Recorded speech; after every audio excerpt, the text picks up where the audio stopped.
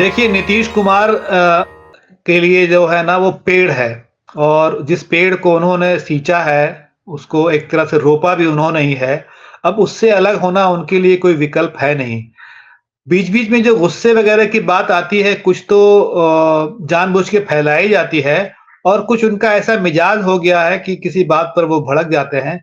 लेकिन इससे कोई बड़ा फैसला होगा, कोई उन्होंने कुछ सोच लिया कि वो अलग हो जाएँगे या उसको नुकसान पहुँचाएँगे, ये सब विकल्प है नहीं। असल बात है कि विकल्प है कि नहीं ये सोचना चाहिए। वो कर तो सकते हैं बहुत कुछ, उन्होंने पहले भी अब उनका नाम ही पलटू राम रख दिया था किसी ने, लालू प्रसाद ने। तो वो अलग बात है, लेकिन क्या इस समय उनके पास पहली बात कि बीजेपी के पास जाने का कोई विकल्प है? क्या बीजेपी उनका स्वागत करेगी? अब इस 3 महीना जब इलेक्शन के लिए बचा है, तो ये सोचना बिल्कुल ही हमको लगता है कि ये एक तरह का दुष्प्रचार है ये उनके खिलाफ। ऐसा कुछ होने वाला है नहीं मेरे हिसाब से।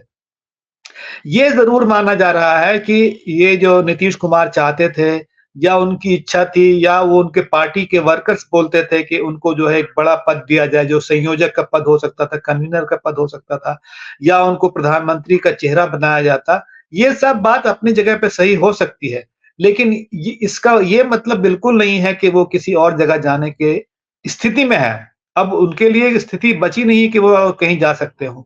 तो अभी क्या हुआ कि ये जो बैठक हुई दिल्ली में, इसके बारे में ये खबर आई कि किसी ने उनके भाषण को तमिलनाडु के किसी नेता ने उनके भाषण को अंग्रेजी में अनुवाद करने के लिए कहा, जो पहले की उनको कर होता था उनके भाषण का अनुवाद।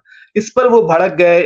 ये रिपोर्ट है, ये कोई पुष्टि वाली खबर नहीं है, लेकिन हाँ, कई जगह ये से छपी है। बालू ने हाँ, नहीं टीआर बालू ने जी, ये बात कही थी। टीआर बालू जी, जो जी, जी, बीजेपी के नेता हैं, उन्होंने कही थी। जी। जी। जी, तो दरअसल ये सब बातें ऐसी हैं जो नीतीश कुमार के लिए बहुत फ़ायदेमंद नहीं हो सकती, क्योंकि अगर कल को टीआर बालू बोले कि अंग्रेज़ी में नहीं बोलेंगे, वो तमिल में बोलेंगे, तब तो ये बेकार की बहस शुरू हो जाएगी इसमें। लेकिन नीतीश कुमार ऐसी-ऐसी छोटी-छोटी बातों पर इससे पहले भी भड़कते, एक कार्यक्रम में भी किसी ने 2-4 जुमले अंग्रेज़ी के कह दिए थे, तो वो बहुत गुस्सा हो गए थे। लेकिन किसी कार्यक्रम में गुस्सा होना और इंडिया अलायंस की बैठक में गुस्सा होना, दोनों में अंतर होता है। तो नीतीश कुमार को आज न कल ये बात रियलाइज़ करनी होगी कि उनको कुछ बातें लेकर चलनी पड़ेगी, सबको लेके चल उनकी उनकी ज़िम्मेदारी थी, उन्होंने शुरुआत की थी उसको। और अगर अब उनकी छवि ये बन रही है कि वो भड़क गए हैं, वो छोड़ सकते हैं, तो इससे नुकसान नीतीश कुमार का ही होगा, इससे नुकसान इंडिया अलायंस का या मेनली जो है कांग्रेस पार्टी का नहीं होने जा रहा है। इसलिए नीतीश कुमार को थोड़ा-सा आगे बढ़ के सोचना पड़ेगा कि उनकी छवि का क्या होगा? इस तरह से जो वो कर रहे हैं या विधानसभा में जो इस तरह के वक्तव्य उन्होंने दे दिया सब मतलब लाइव इसमें, वो सब बात ऐसी है जो उनके लिए चिंता की विषय है, उनके लिए चिंता का विषय है। लेकिन इसका ये मतलब नहीं है कि उनके लिए ये विकल्प बचा हुआ है कि वो बीजेपी में जाएँ। जी। हुँ।